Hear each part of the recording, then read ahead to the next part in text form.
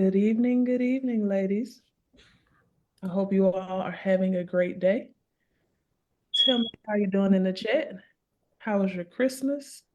All the things.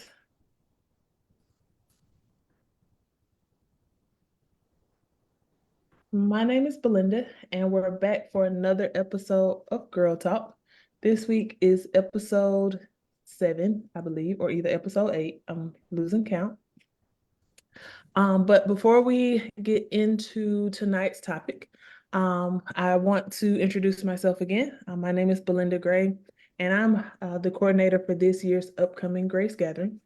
Women of Grace is a ministry where the heart of our ministry is helping women. And each year we gather we used to call it a retreat, but we have an annual gathering. This year we will be gathering in Marietta, Georgia, where we will have a weekend-long event. We're calling it our Grace Gathering. I'm going to share the flyer now. Our theme for this year's event, and it's a women's conference. Our theme for this year's event is Relentless Faith, God's Got You. I'm not sure if you've been going through some trying times or you feeling like, Lord, I need your help. I want you to come to feel refreshed, come to be with like-minded women, come to just be refilled and refueled. It will be at the Hilton Atlanta Marietta Hotel and Conference Center. Our dates for the event is March 15th and 16th. Registration is open. You can go to our website, wograce.com, to register. And you can also go on our website to learn a little bit more about the event. If you have a small business and you would like to be a vendor, you can find out more information. If it's the end of the year, we only got a couple days, and you need a tax write-off, we are a 501(c)(3) nonprofit organization. We will gladly accept your funds, and that could be tax deductible. Of course, talk to your tax professional, but you can find out lots and lots of information about our ministry and what we do and the people that we serve, and also to go there to register for the event. Now, with this event, that Friday morning, we're going to have a panel of women who are going to share their stories and, give you a chance to see that you're not alone in some of the struggles that you may be facing. But we knew that the stories and the people that we would bring to our event, we wouldn't be able to encompass all of the different stories. So what we've been doing since the beginning of November is interviewing different women to highlight their businesses, highlight the different ministries they may be a part of, to share their testimonies and maybe their struggles, so that you know that you are not in this fight alone. Tonight, we have Jenna Richardson, and she's going to share, we're going to talk about real estate, because many times us as Black people, there are those who, grandmama got a house and we let their house go to shambles when grandma passed away. And then the city or the state purchases it, and we could have been sitting on a $2 million property and grandma only paid $27,000 for it back in the 60s or 70s.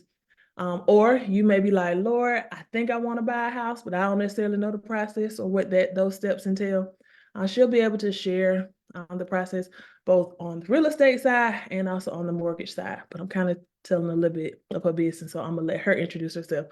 So, Jenna, share a little bit about yourself and your journey in real estate and how you got started. Awesome. Thank you, Belinda, for that kind intro. So my name is Jenna Richardson. I am located in Charleston, South Carolina, and I'm originally from Atlanta. Met Belinda in college. And so I've been in Charleston. We're going to skip over those days. Okay. I've been in Charleston for 16, 17 years now. And so I am a mother to 4, from 8 to 18. I am a wife of 12 years, a great friend and sister to some great gal friends. And so I happened upon real estate probably about 15 years ago when I was looking to buy my first house. It was never on the radar, but I think as we kind of go through life, there are these certain milestones that you're kind of expected to hit. and like home ownership was one. It was like, oh, I got a job. What's next? And I'm supposed to buy a house. Okay, great. And the common saying that people say, like, oh, it's better to own than to rent. And so I said, oh, okay, I guess so. Let me figure out what that means. And so I started at that point understanding, not even really understanding, but just going through the process, because that's what I thought I was supposed to do. And so now I co-own a real estate company, a real estate brokerage here in Charleston, and I own a mortgage company here in Charleston that can service both the states of South Carolina. Awesome. So we're just going to dive right in. Tell us why you think that real estate is such a crucial avenue for Black individuals when it comes to investments and us being able to build wealth. There's probably a lot of reasons. The one that we always hear is that, like they're not making any more land. So that's the one thing that you can't make any more of, no matter, you can't grow it in a lab. You can't do any of that. And so it's a scarcity. And so that's the main, like, generalized reason why. But when you look at our families and how over time, just in our lifetime, how things have changed and they ebb and they flow. But the constant is that you're always going to need a place to live, period. And so if you're going to need a place to live, and usually that place to live is your biggest item, your biggest expense, then it makes sense that you should try to get rid of that expense as quickly as possible. So the only way to do that is to have a mortgage on a house and pay it off over time. And the same way they say when you save money and it accumulates, if you start earlier, you can save much more because it's cumulative, it grows faster. It's the same thing with mortgages, right? The earlier we get it, the quicker we can pay it off, or the quicker it builds equity. And now we have what I call monopoly money. It's the money in the house that you can't see, but it's there. And you got to kind of be creative of how you use it, but it's there. And so for years, we never really talked about monopoly money and equity and what you can do with that equity. And I think when we look at the difference between the Black community and other communities is that they purchased real estate years and years ago. And they had that equity to help their children not get student loans like some of us had to do. And so it puts their children in a better place to then, okay, they don't have student loan debt. They don't have that burden. So now their debt to income ratio isn't maxed out as soon as they get out of college. And now they have room to save money because they don't have student loan debt. But that student loan was paid for by their parents' home equity. And so it's those things that we didn't have access to because we kind of got in the game later for systemic reasons. Right. But now that we know, like, we're responsible, we have to be responsible and accountable to, like, make it make sense. Like, we know we need a house. I need to get myself in a financial position to afford a house. It doesn't have to be the perfect house initially, but I need to do something. And so it makes sense to do something instead of nothing. Okay. Well, I told you I'm going to go off our questions sometime. So I'm going to go ahead and go off. For those who either have a property or have a home, purchase a home, or are wanting to purchase a home, what are like the first steps that they need to do? Because, when I was ready to buy my house, I've known, like Jenna said, I've known her since college. And every city that I moved in, Jenna was always pressuring me that I needed to buy a house. I wish in hindsight I would have listened to her. I did in Alabama and it worked out for my good. But what are the things that we need to do? Because we're approaching 2024 and people do the new you, new me, new year, new me. And I'm sure a house is on somebody's vision board, on their prayer list, all of the things. So what should I do to start preparing? So I always tell people that homeownership is three things. It's credit, it's income, and it's debt. It's those three things. Credit is the key to the door. Debt and income, that is what determines how much house you can afford. Okay. But step one is credit. And credit can encompass a lot of things and a lot of historical things. Okay. And so credit usually needs to be at least a 580 and higher. And the reason the higher is important is because you have access to more programs and products the higher the score, and the lower the interest rate. So higher scores equal less risky people equals lower interest rates and better products. So some of you may need to save money for down payment assistance. Well, there are programs and products out there, depending on where you live, where a 620 or a 640 will get you a product where you don't need a down payment. So credit can only help you.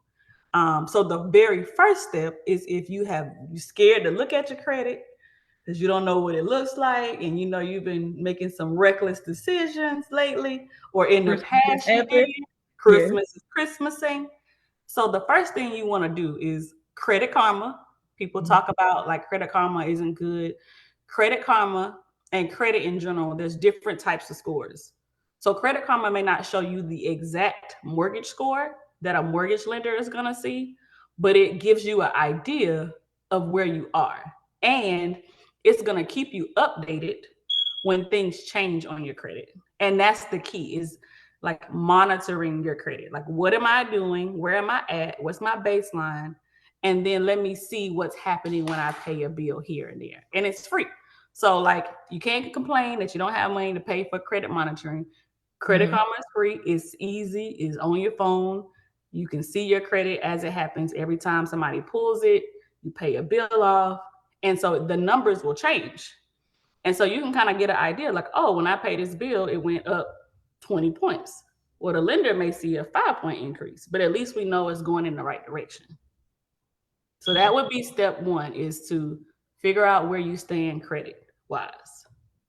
Step 2 and 3, you got to have a job, or some type of income. If you are retired or have Social Security income, that's fine, but some type of fixed income.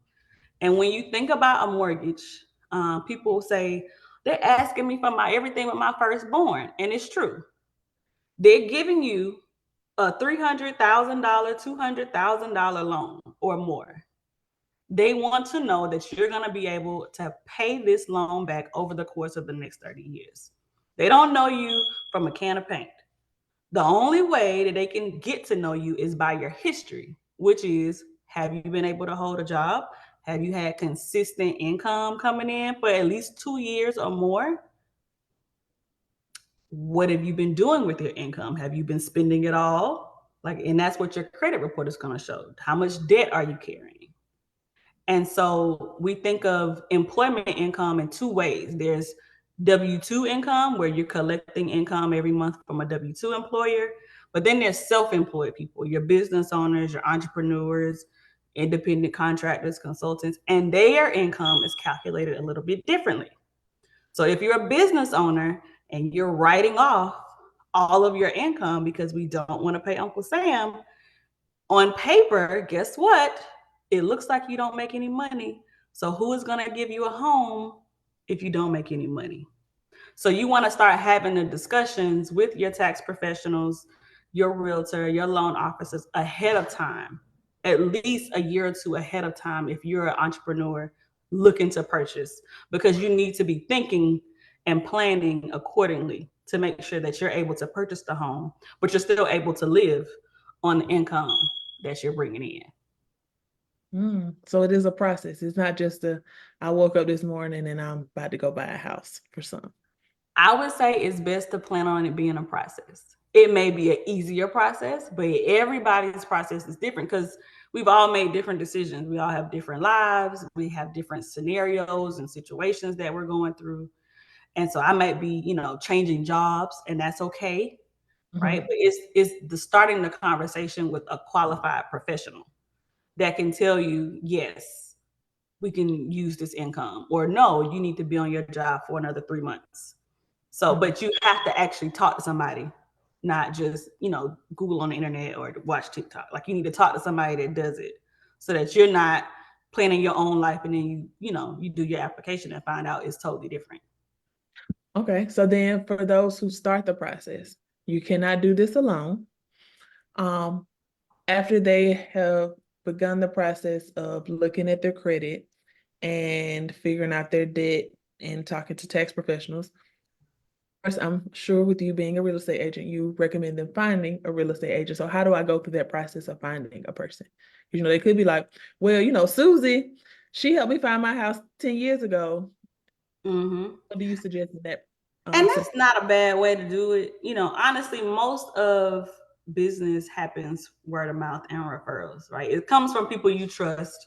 And when Mhm. you trust that person, like you kind of let your guards down and you're more willing to work with them. So I think that's a good source to initially get realtor contacts or even lender contacts. But you just want to double check, like you can interview them the same way you would interview, a daycare provider for a child. Like you want to ask them questions like what are your processes? How do you communicate? Who do you have in the market you're in? Do you have contractor referrals? Do you have lender referrals? Like, and what are their processes? And let me talk to them. And so just to kind of corroborate the referral to make sure like that person is going to be a good fit for you, because just because that person was good for them, you may be totally different in your communication style, and so that can change your experience. So that's one way. And then of course you can always use Google. You can Google realtors, lenders, insurance people. You can do all of that and do the same thing. You're still just going to vet the people that you're looking at to make sure that what they're telling you makes sense, Mhm. right? And that you feel some kind of connection and you're able to communicate and be transparent with that person. Gotcha. Okay, so I'm still going off topic. So what if I fall in love with this new construction? Do you recommend having a real estate agent even in that process? Because you know, they tell you don't need anybody. You just come in and they'll do the work for you. What is your thoughts on that? They do. They say that. And Belinda, who do they work for? They work for the builder. So do they work for you? They do not. So whose best interests are they looking out for? I already got my house. You need to talk to me. But yes, Not you're right. yours. They work for, yes, they They work don't for the represent company. you. They're not looking out for you. There's some good agents, like they're good people. But if you think about it, their job is to make sure that the builder gets a person that can qualify for this house, pay for this house, close this house. If they have a special incentive, they may or may not tell you. They don't represent you, so they're not obligated to tell you. An agent that is representing you is obligated to tell you. That's part of our ethics. So we can't keep information from you. They don't work for you, they may. So you still want a new construction, even when you're doing new construction, you still want a realtor. It's not going to, burden you to have a realtor that represents you, that's reading contract documents. The last time I checked, I didn't go to law school. These contracts can be very tough to understand what they're saying. And so you want somebody that understands what they're saying, that can speak the language for you to make sure that they're advocating for you, making sure that you're getting inspections that you need to get, Mhm. things fixed. Like you don't want to have to deal with being the lending process and have to fight for the things you want on the home purchase.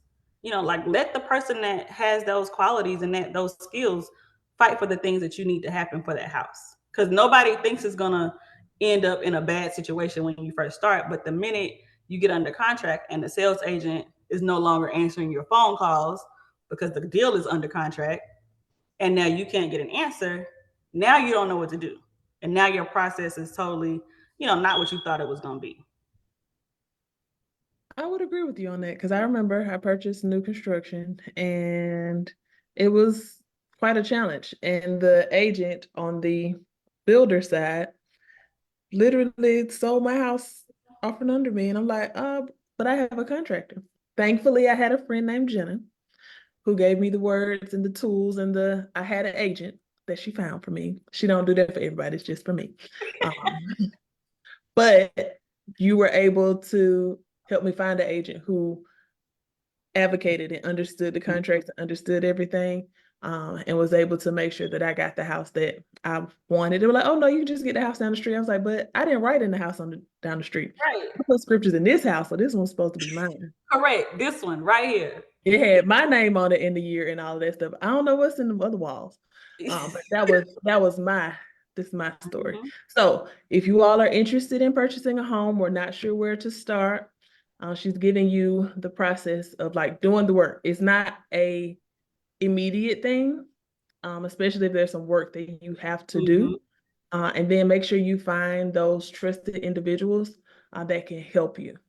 So, kind of talking about with real estate and like I'm sure helping your clients because you have a niche of clients that you like to work with. What do you think like your role in helping them secure their home and also your relationship with Christ? Like how does that all work and meld together? I don't even know if meld is a word, but we're gonna say It is because okay, good. SAT word. good. So that like I think I can honestly say that probably real estate and having to let go and not be in control all the time has probably brought me closer to God. Okay. Because, like I'm no longer praying for myself. I'm praying for these people in their houses and these things to close and to go okay so that they get what they asked for. Mm-hmm. And that is different than like my roles outside of real estate. Like when I'm doing my 9 to 5 job, I'm not really praying about this project going successfully. I'm doing the task, I'm moving on, and that's it. But when it Mm-hmm. comes to real estate, it's so personal. And Mm-hmm. when you spend time getting to know someone, understanding their motivation, it's like, all right, we gotta, and I always say we. Belinda messes with me because I'm like, we gonna do this, and so she was like, no, you gonna do this, but it's really we. Everything is we because I feel like I'm. Wait. Are I you know, crying right? already? You see it? I know. I thought I wasn't gonna be able to do this today. Okay, go ahead. Keep It talking. just, and it was just one at first, but then it's She's a anyway. crier. I'm a crier. But it's like it becomes like I'm embedded into this part of their life, and I want to make sure that what they're getting is quality. Like they're not gonna call me after closing pissed off that they didn't get what they thought they got or that they feel bamboozled. Like I don't want any of that to happen, so I tend to over educate people on things. Half of the time they probably have no clue what I said, but I just want to make sure that my conscience is clear. Like I know you know what you're doing, and what that does is they end up trusting me a lot. And so like I hold that trust dear. I don't want to take advantage of people. I want people to really get what they deserve and what they have worked hard for. And Mm-hmm. so I think that whole process has just like when people call me and I take my notes and I write it down what they want.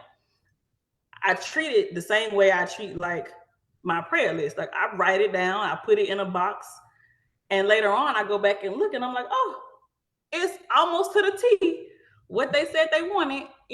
Thank you, Lord. And we move on to the next one. So I think that part of it is nice witnessing like miracles periodically throughout the year because that's what they are. They're little miracles where especially when you have somebody that didn't know they were going to be able to do X or get this particular house, or when something looks like it's about to completely fall through or does fall through and then we're able to bring it back to life. It's like, oh, yay, we did that. I know it ain't me because I didn't choose this life. I didn't I was not doing real estate. I was supposed to be gallivanting in California. So, here I am trying to like impart this knowledge and this faith of like, all right, when I've done my part and I can't do anymore, it's time for me to stop, let it go. If this is not your house, it's not going to be your house, and we're not going to force it. And we're just going to be patient and wait on what God has for you. What's for you, it will not miss you. Very true. That needs to be a shirt. It may already be a shirt. Someone asked, so how and why did you get into real estate? Like you said, you bought a house and then you just said, oh yeah, I just decided to start my own real estate company in the mortgage. Like you didn't do the in between. Mm. But I because they asked, I got feel real obligated to estate. ask the question. Right. I got into real estate because I needed to pay off my student loans and I needed a side hustle because I chose to go to college and get a master's degree. And I chose to get a private student loan Mm, to gallivant because it didn't really go to school because Georgia Southern was cheap. So, when I got out of college, I had a small house and student loans. And then I went overseas and mm, I made money that ended up having to be paid back in taxes. So then I mm, had student loans plus taxes. And mm, then I was like, I asked my husband at the time, like, hey, so, I need to make some more money so we can pay off these student loans um, and these taxes. What do you think about real estate? Now, I've had 18,000 different jobs from floral to wedding planning to who knows, Zumba instructor. So, of course, he was looking at me like, girl, not another one. So I had to promise, I promise I'm gonna stick with this, like I feel like I'm gonna be good at it. So of course he supports me. So he was like, all right, that's fine. But you gotta, do it. So I went to school and I want to say this was 2016. So I went to school during the summer. Um, I want to say it was during my maternity leave, like right Mm, before I was supposed to go back to my 9 to 5. I think I took like a month to take these classes, and so um, I did that, and then I immediately, with a group of friends, at the same time, it's kind of parallel, wanted to do investing because we were coming up with our other side hustle, mhm, which happened to be real estate. And so I was like, okay, this is going to work together. Like, I'm going to do this, and then it'll feed the investing piece of real estate. But it was never meant to be a full time. It was always like, I'll do this on the side for additional income. mm. But today, it is not just a side gig. It's a full on business Oh and a yeah, you get into productive your and other hustle. prosperous business. Yes, you didn't get into your other hustle that ties into real estate. The investment, Red Key. Yes. Yeah. So two girlfriends and I, we started real estate investing at the same time. So our plan was we were going to flip houses until we had enough seed money to start doing government contracts because we know we needed history. So we ended up flipping our first house in 2017 and we knew nothing. We didn't know how to find a house, how to pay for the house. We started off, we contributed $3,000 each to buy our first house. Um, and we taught ourselves with YouTube University and this nice man we met at the auction that helped us and put us to work. He used us as cheap labor. But we, thankful for him today. We still communicate with him too. And so that's how we did our first house. And I mean, 7, 8 years later, we've done 10 or 12 flips over the years. We've slowed down, life happens. But it's definitely been a joyful and fun experience. I wouldn't recommend doing it with people that just anybody. Like these are close friends, just like Belinda. So we've been able to kind of learn and grow and do things together. So it's definitely been a highlight of my real estate investment career. Gotcha. So this goes to my question about friendships and networking, like how it's played a part in your success in real estate, and like how has it been as far as your approach when it comes to networking? Because like with either helping someone purchase a home or sell their home or get a mortgage or all of that, like you have to have connects or have establish relationships in order for it to be a success. So like, what has that process been for you? So I'm not a salesy person. And I thought that I could do real estate without being a salesy person. And that just doesn't make sense. Like real estate is sales. And so I had to like come to the realization that I am doing sales and I need to sell. Mm-hmm. But I'm also not a people person. Like I don't enjoy going out, meeting strangers, striking up casual conversations. Like it's just not something I like. I want to Your do. body language has It changed, right? I just it's ill, but I know I have to do it. And so, luckily, if you do good by people, it'll return. And that's kind of my philosophy. Like, all right, I may go really hard for someone harder than I probably should, but I know, like, okay, I'm gonna get this back a different way. And Mm-hmm. so, if I do good by people, that'll multiply. And I don't mind meeting people. I just don't like meaningless conversations. So I don't like the, hey, how's the weather? What is going on? I just get to the point. What do we need? How can we help each other? And then after that, we can form a relationship. So I You think have that rapport already.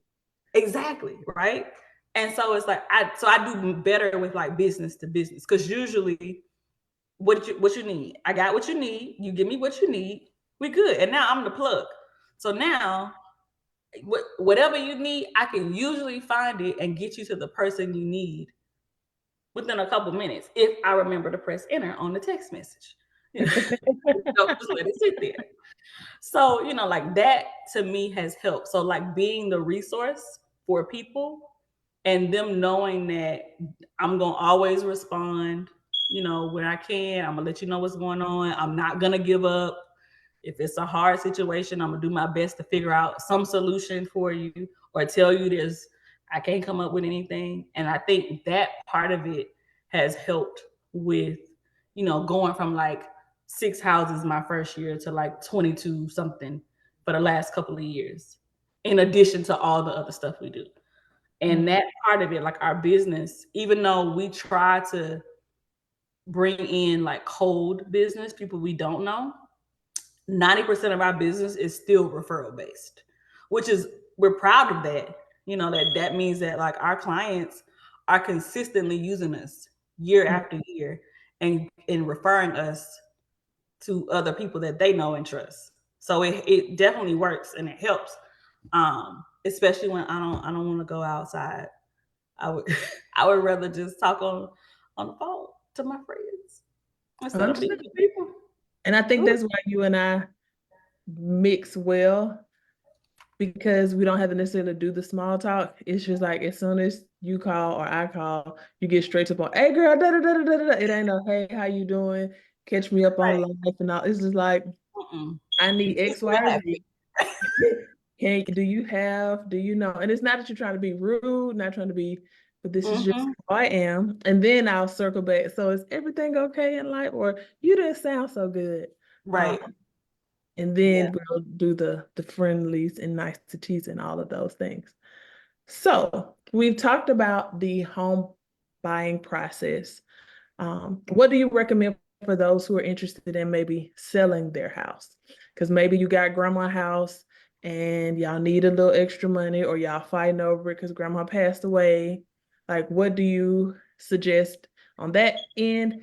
And also kind of talk about those who may be interested in investment, considering this current season that we're in as far as interest rates and all of the things. So I think two things, and I'm gonna say the two things so you can remind me of the second one so I don't forget. So Okay. one is taking care of your house, and then the other is we'll come to the, like the probate estate sale type Okay. situation. So the first thing when you're thinking about selling, it's not even if you're thinking about selling, it's if you're a homeowner. You need to take care of your asset. That means pressure washing it, Mhm. making sure your roof, your HVAC, your heating and air systems are up to date, like not letting them get changing your filters, like the simple things that we know that we may take for granted. You need to do those things, and you need to do them on a routine basis.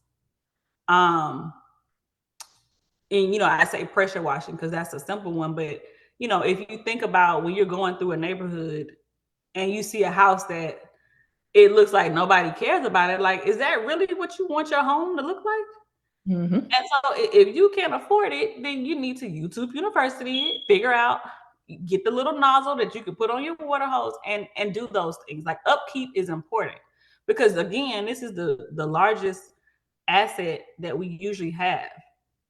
And so if it is, we need to treat it as such. We need to take care of it. We need to be good stewards of the money we put in to this thing that's taking care of us. Because if we don't take care of it, it will become the rundown thing that no longer has value or the value that it could. And now you're in a situation where you're relying on other people, the city, to help you get it repaired. Mm-hmm. You're relying on your kids to help fund some of the repairs, or your family members, or you just can't. And so as we, get older and we age, Mm-hmm. especially if you are owning your home now, you want that home to be able to support you when the mortgage is no longer. Because otherwise, you're going to have to find somewhere else to live. And it is not cheap out here to have to go find another place to live if you already had a home, but you just didn't take care of it. Sure. So I cannot speak on the importance of taking care of your property enough, because when it is time to sell, you won't have a long laundry list of things to do.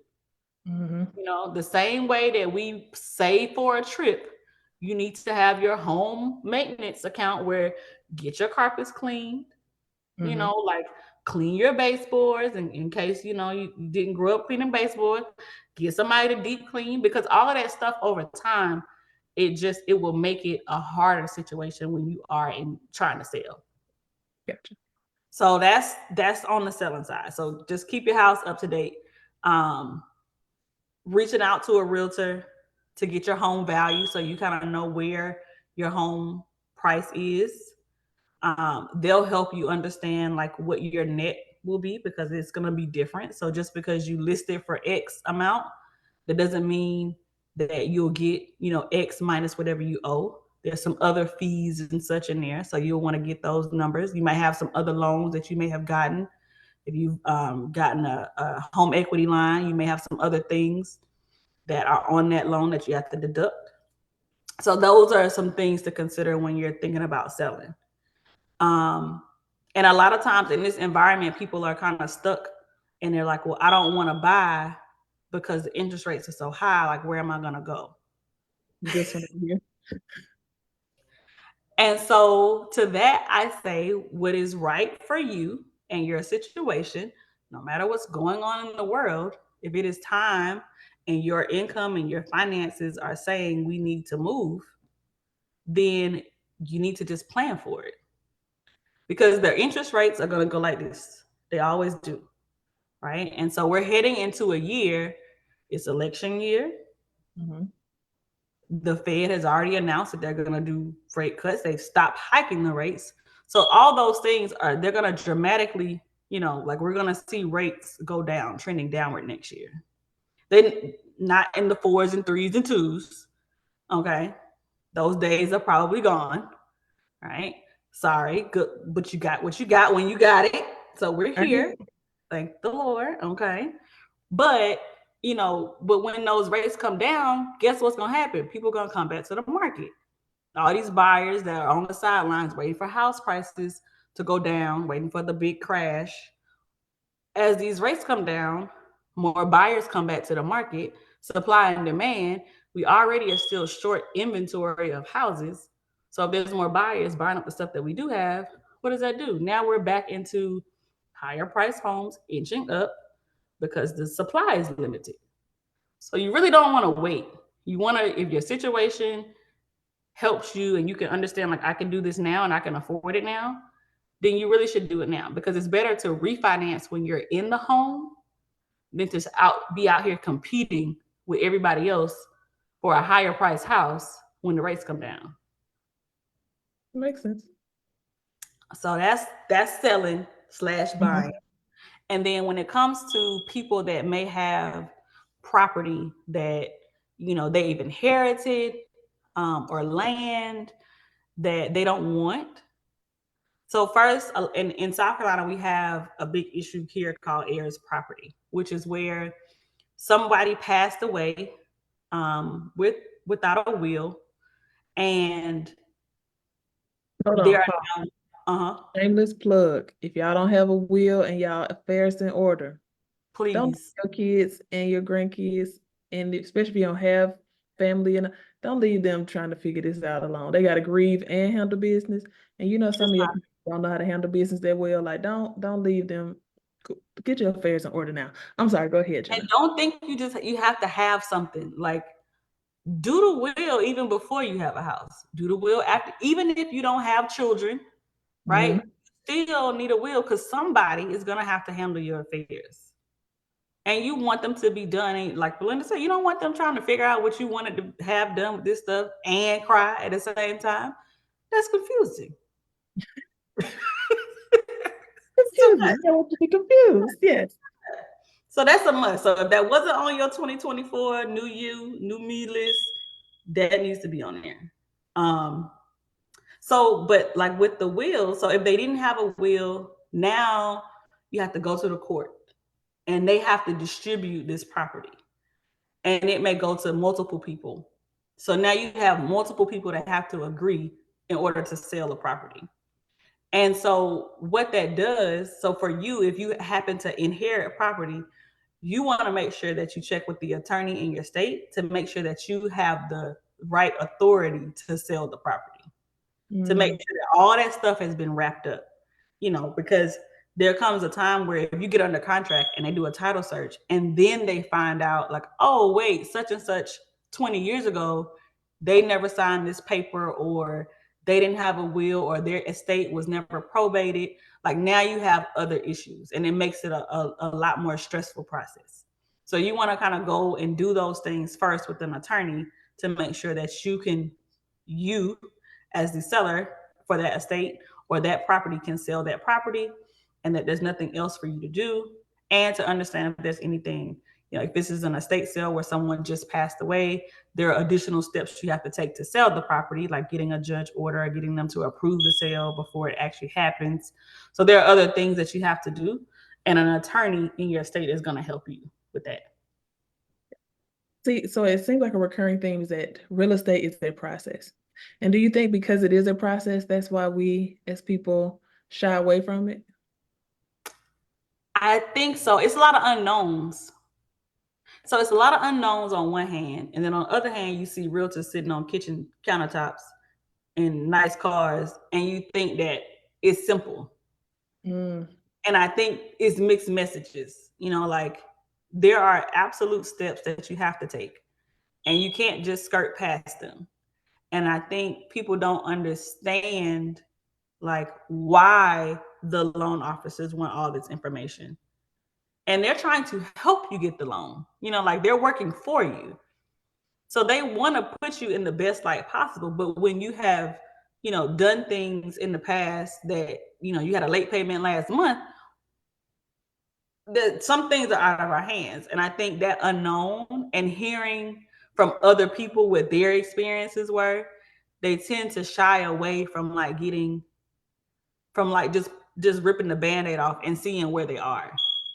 And that can kind of make it worse. Because if you Mm. don't know and you're still doing the same things, you don't, like, you haven't taken a step to really understand what step one should be.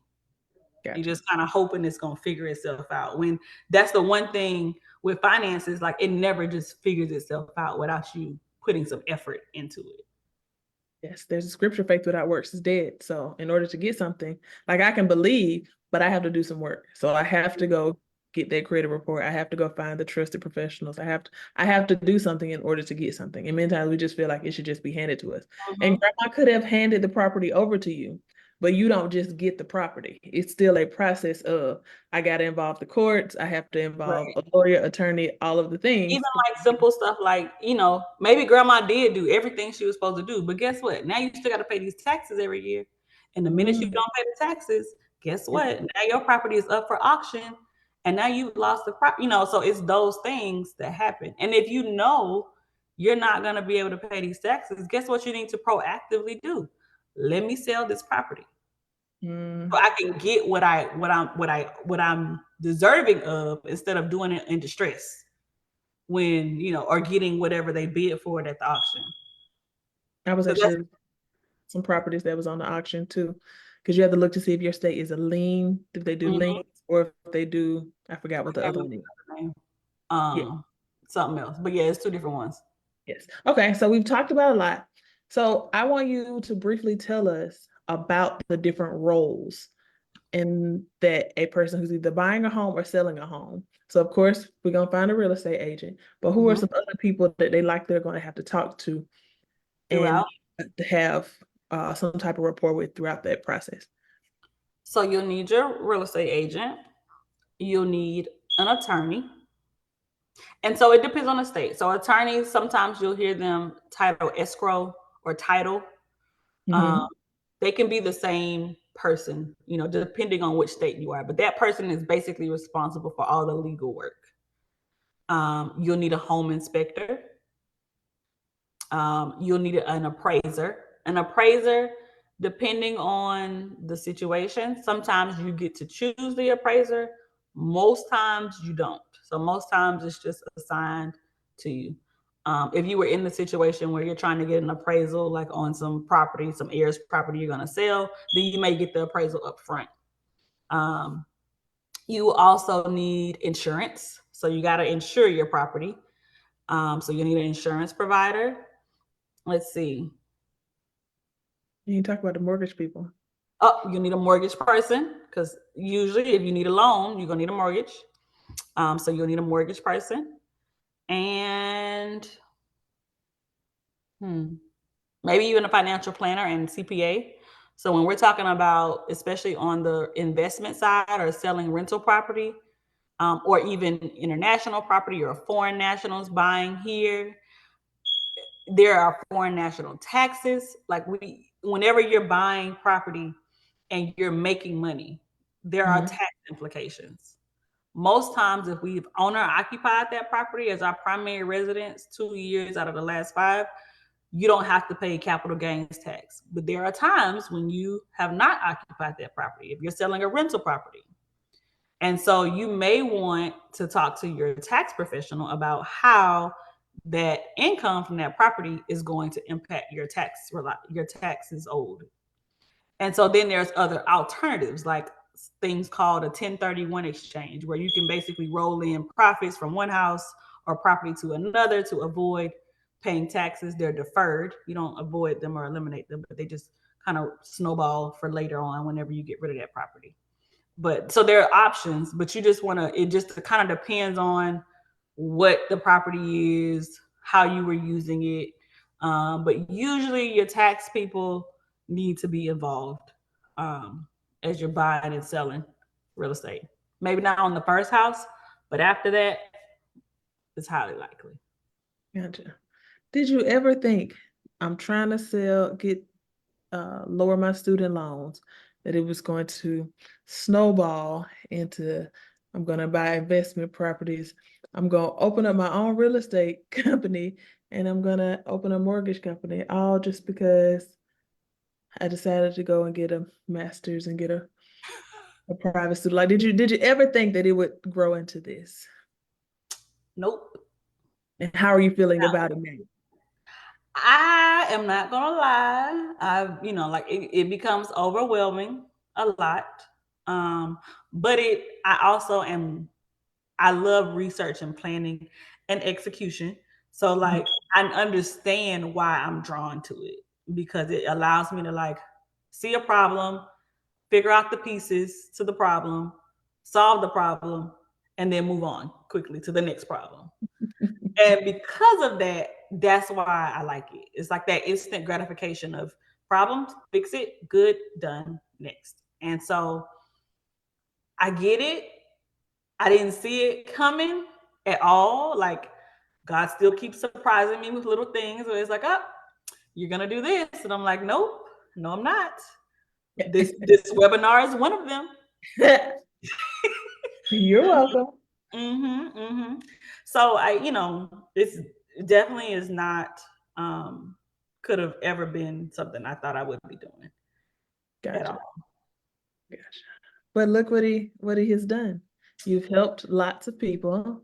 And if you didn't notice from the tears, she is very passionate about it. I think she do way more than any real estate agent should ever do. But I think it helps because in the home buying process, especially if you're new, you don't know what questions to ask and you want to feel comfortable enough because there are those who make it just simply a transaction.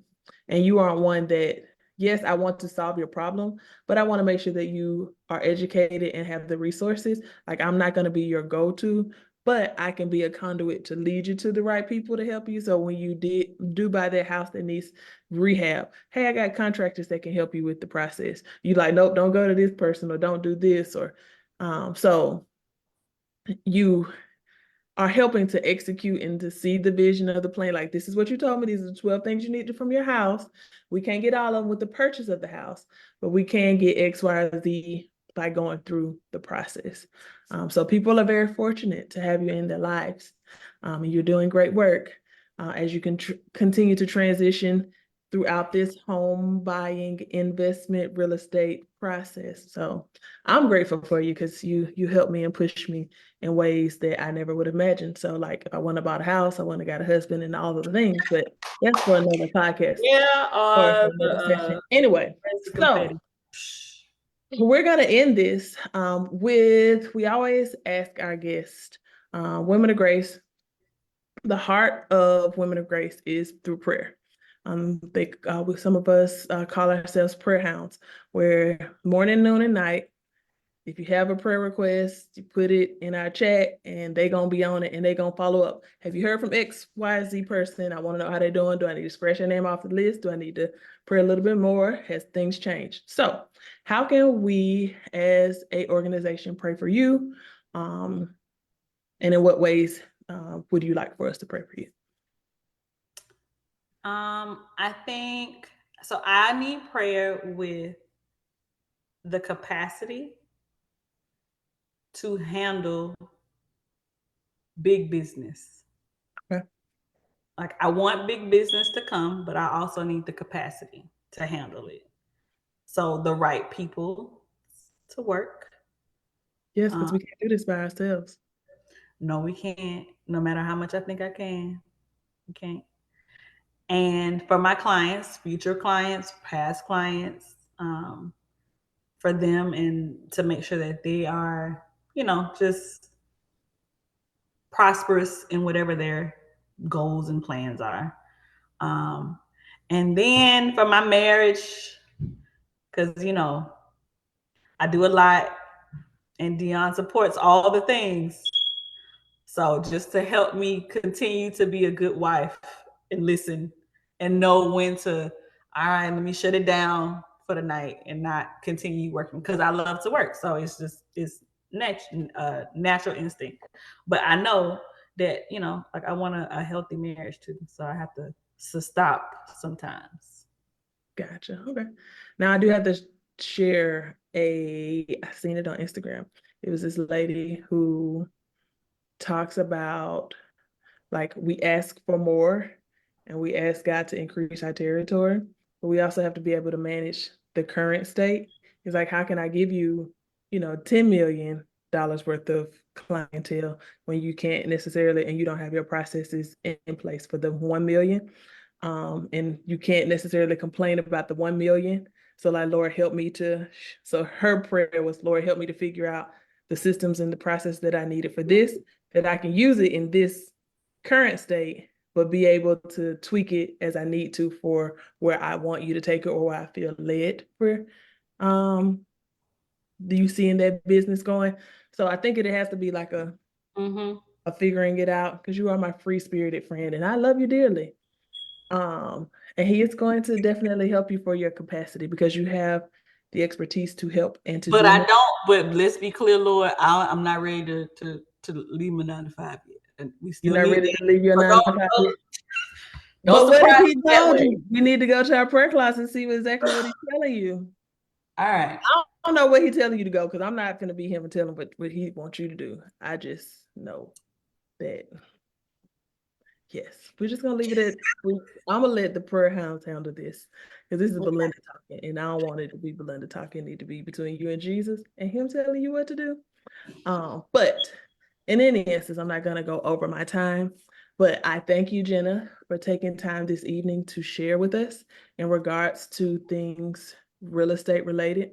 For some of you, if you are interested in purchasing a home, make sure you go back and watch. She's giving you the playbook of what you need to do. Make this year the year of preparation, whether that's the preparation of purchasing the home, selling the home, getting a real estate property, flipping the homes, whatever it is, real estate related that you're feeling led to do. But make it the year of preparation, the year of research, the year of building the networks and the people that you need in order for you to succeed. If nothing else, she told you that it's a process. So know that it's going to be some ebbs and flows. But if you got your people, and if you don't even know who the people are, Lord, lead me to figure this thing out. YouTube University, maybe that person you reach out to that's teaching the class that can help. Oh yeah, I know somebody in Minnesota that can help you and all of the things. But just make this your year of preparation. But I thank you for taking the time. I want you all to join us next Thursday. I'll be talking to Diamond St. Clair. She's a makeup artist in the Macon area, and we're going to be talking about beauty from the inside out. So, we get the chance and we talk about real estate, we talk about marriage, we talk about mental health, we talk about your prayer life, we talk about testimony, we talk about all the things that us women are facing. And if you haven't already, I'm going to do another shameless plug. Please join us March 15th and 16th for our Grace Gathering. You can go to wograce.com to register. We have a seat saved just for you and your friends. Go ahead and reserve your hotel room as well. And I hope you all have had a great Christmas and an awesome New Year. And I'll see you on January the 4th. So have a great night, ladies.